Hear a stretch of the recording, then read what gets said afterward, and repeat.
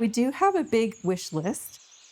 We took the Metro Van species for a changing climate list, and then as a team analyzed it and looked at what's doing well here, what have we seen starting to falter, what would we like to trial, what's on the list that we currently can't get in, and what's not on the list that we'd also like to add to the list. Every time I get a new species list from, say, a nursery in Oregon who has curated species that could grow well here, I add it to the list to flag, in the future, if there's funding, if there's availability to get these species, we can check the list really quickly and be on it and be like, yes, we've agreed, we want this species. I'm very excited for conferences like this because I think grassroots is where it's at. Word of mouth, talking to people who have the same ideas. I was just talking to somebody from Abbotsford and from New West who were saying, we've been wanting to trial species too.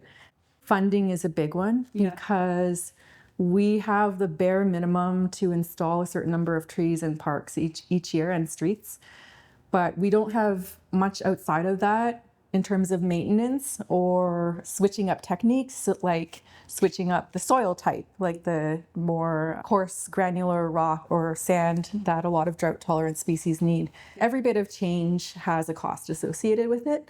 So I think education, getting it out there to mayor and council, it's not just a matter of plunking a tree in the ground. This type of experimentation and being progressive in light of climate change will take a little bit of more thinking and more budget for maintenance, procurement, and so on.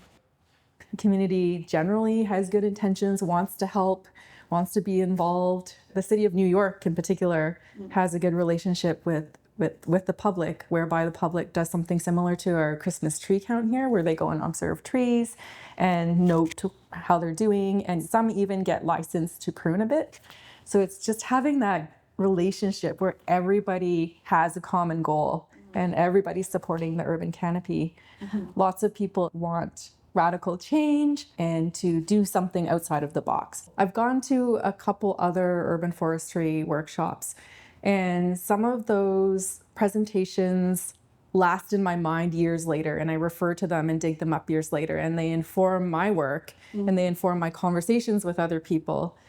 The ability to spend that time to chat with people is so invaluable. We're brainstorming, getting ideas off the ground, reviewing information, pros and cons about new ideas.